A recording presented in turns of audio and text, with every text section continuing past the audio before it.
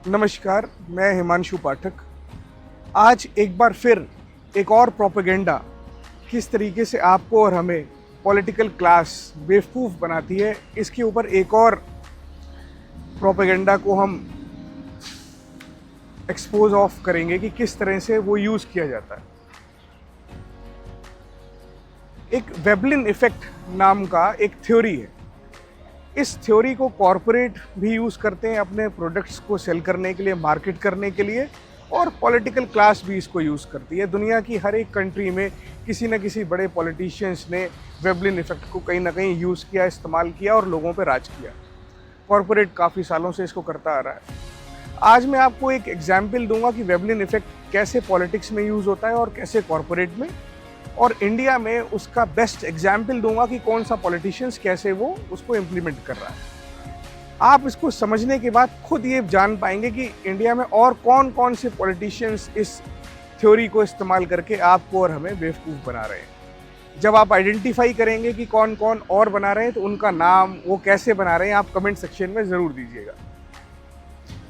Veblen effect एक ऐसा effect है जिसमें कंज्यूमर को या वोटर को ये यकीन दिलाया जाता है कि भाई मैं बहुत वैल्यूएबल हूँ, चाहे वो पॉलिटिशियन हो या प्रोडक्ट। इसका एग्जाम्पल लेते हैं।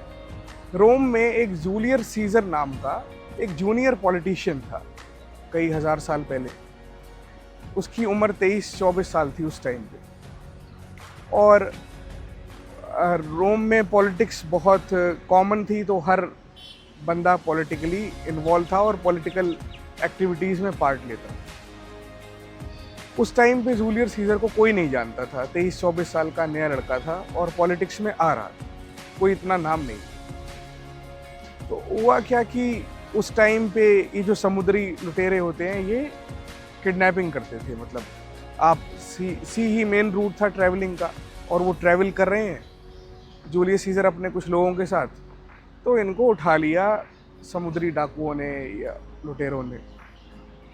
उठाने के बाद वो डिसाइड करने लगे इनकी कितनी फिरौती मांगी जाए, कितना रैंसम मांगा जाए इनका, रोम में इनके रिश्तेदारों से, दोस्तों से, फैमिली से। तो उन्होंने, उनके सरदार ने, लुटेरों के सरदार ने कैलकुलेट किया कि 2 किलो सोना मांग लेते हैं। उनका किलो नहीं था, कोई और टर्म था, मैं किलो आपकी आसानी के लिए ये बता रहा हूँ कि 2 किलो सोना वो मांग लेते हैं। अब जब उनके सरदार ने लुटेरों के जूलियस सीजर को बोला कि हम 2 किलो सोना मांग रहे हैं तुम्हारे, जूलियस सीजर हंसने लगा। कहता आप बेवकूफ़ हो। कहता क्यों? 2 किलो सोना तो बहुत कम है। उसने कहा और कितना मिलना चाहिए? भाई तुमको जानता ही कौन है? हम भी नहीं जानते थे, हमने तो उठा लिया। तुम कौन सा कहीं के राजा हो या कोई बहुत बड़े आदमी हो जिसके सर पे इतना बड़ा इनाम कोई दे देगा? उसने कहा नहीं, बहुत कम है, बहुत ज़्यादा वैल्यू है मेरी। उसने कहा अच्छा कितनी है? उसने कहा मेरी वैल्यू है 100 किलो सोना। 2 किलो उन्होंने कहा तो 100 किलो इसने, मतलब कई गुना ज़्यादा, 100 टाइम्स के लगभग कह दिया उसने। वो हंसने लगे कि तुम्हारा 100 किलो सोना कौन देगा उस टाइम पे। तो जब उनके लुटेरों के सरदार ने ये सुना कि भाई 100 किलो सोना मांग रहा है, वो हंसा। पहले तो उसे यकीन नहीं हुआ कि रोम के राजा को भी उठा लें तो 100 किलो सोना मिलना मुश्किल है उस टाइम पे। 100 किलो, अच्छा क्या करा जाए? उन्होंने कहा ठीक है। कहता मैं दिलवाऊंगा आपको। जूलियस सीजर कहते, लुटेरों के सरदार ने कहा ठीक है, मेरे को मिलता है तो मुझे क्या नुकसान है, मिल जाए। तो जूलियस सीजर ने कहा ठीक है, मेरे आदमियों को जो मेरे साथ वाले हैं इनको आप छोड़ दो, ये लेके आएंगे। मैंने कहा ठीक है, और मैं गारंटी के तौर पे, मैं इनका हेड हूँ, सरदार हूँ, मैं बैठा हूँ आपके पास।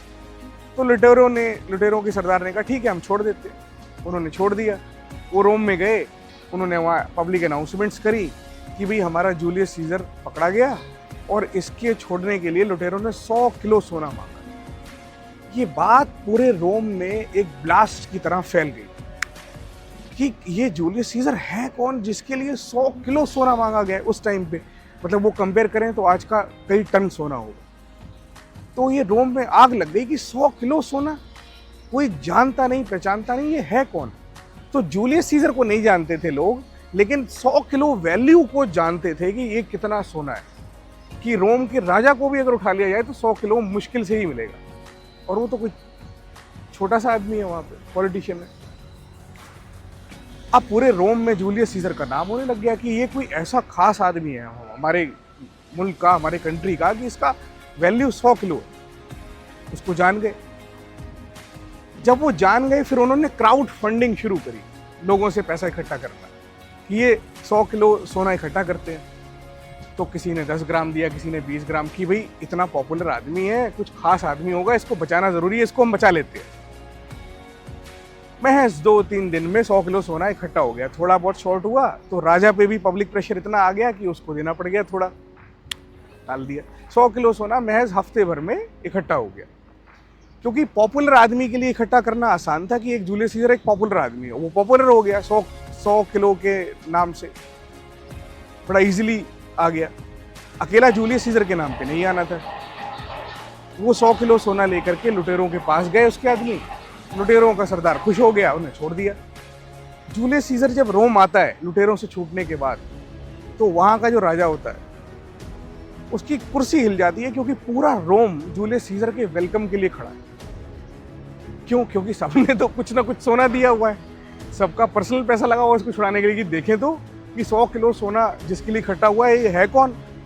और वो एकदम से पब्लिक का ब्लू आइड बॉय बन गया, लोकप्रिय आदमी बन गया, और पब्लिक सपोर्ट के दम पे वो कुछ 1-2 साल में रोम का राजा बन गया, राजा को रिमूव करके।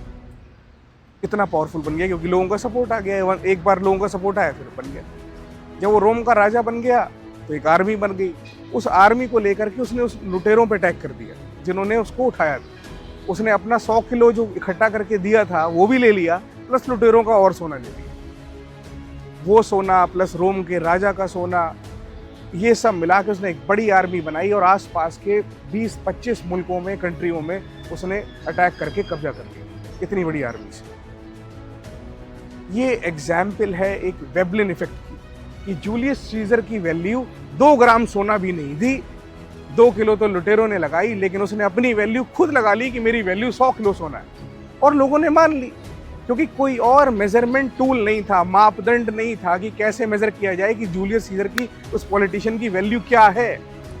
जो वैल्यू मार्केट में फ्लोट कर दी गई वो मान ली गई कि उस पॉलिटिशियन की अच्छा इतनी वैल्यू। यही चीज ब्रांड्स भी करते हैं। लुई विटॉन आपने सुना होगा, वो भी इस तरह से अपनी प्राइस को फ्लक्चुएट करता है। किसी ने जज किया कि क्या प्राइस है उसका एक्चुअल में, उसके हैंडबैग का या उसके प्रोडक्ट का। हमारे कंट्री में लीकर बहुत कंज्यूम होता है, तो जॉनी वॉकर नाम की लीकर आती है, शराब आती है। उनका एक ब्रांड आता है डबल ब्लैक, एक आता है ब्लैक, एक आता है ब्लू लेवल, एक आता है ब्लैक लेवल, एक आता है double black level. Black level पे लिखा रहता है ये 12 साल या कितने साल पुरानी है, मुझे एग्जैक्ट नहीं याद है। ब्लू लेवल पे लिखा रहता है ये 20 साल 25 साल या इतने साल पुरानी है। ब्लू लेवल महंगी है, ब्लैक सस्ती है, डबल ब्लैक ब्लैक से महंगी है कि डबल ब्लैक लगा हुआ है।